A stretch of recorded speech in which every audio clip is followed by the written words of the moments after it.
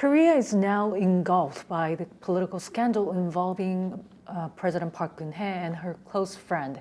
How do you assess this political turmoil will affect Korea's potential economic growth?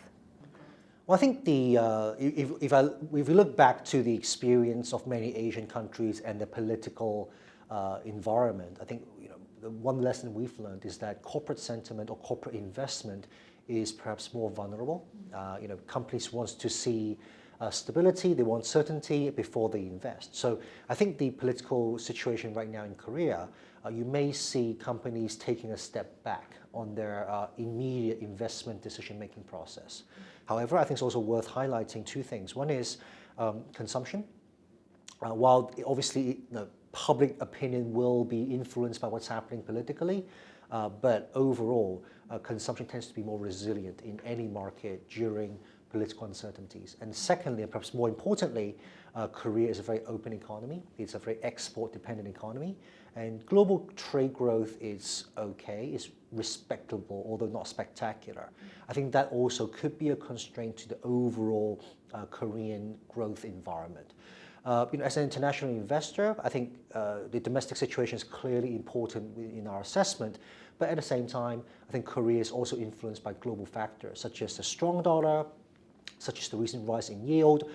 That's been impacting across emerging markets and Asian markets. So, we need to combine both the domestic situation, but also the global environment, especially after the victory of Donald Trump as the president-elect of the United States. We have to combine all those together to make a proper assessment of the investment landscape in Korea.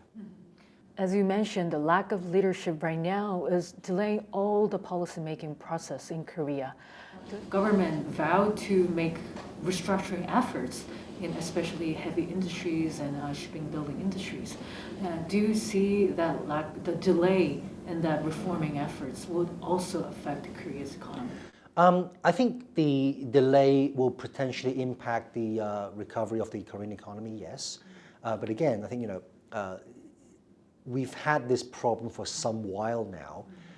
Clearly, if we are able to reform the heavy industries, restructure them, it will help to free up more room for growth. But however, I think the delay is perhaps maybe weeks or maybe a couple of months, and that for us is that's not a huge issue when it comes to thinking about the long-term restructuring of the Korean industrial landscape. So, let's wait and see. But I would not be overly concerned at this point in time, because ultimately, the direction of reform is needed, and I think governments are aware of it. The victory of Donald Trump in the U.S. election also poses uncertainty for Korean economy. How would Donald Trump's economic policies would affect world trade and also affect exporters like Korea? If you look at Donald Trump's campaign pledges and what he's now trying to shape as he's forming his team, I think there are two big uncertainties. One is obviously the issue of personnel. Who is he going to choose to be his cabinet members? Secretary of States, Treasury secretaries, all of these are going to be crucial in shaping his policy directions. Until we get some clarity on who they are and what their positions are, I think it's very difficult to make a very accurate estimates of where this is going to go. That's the first thing.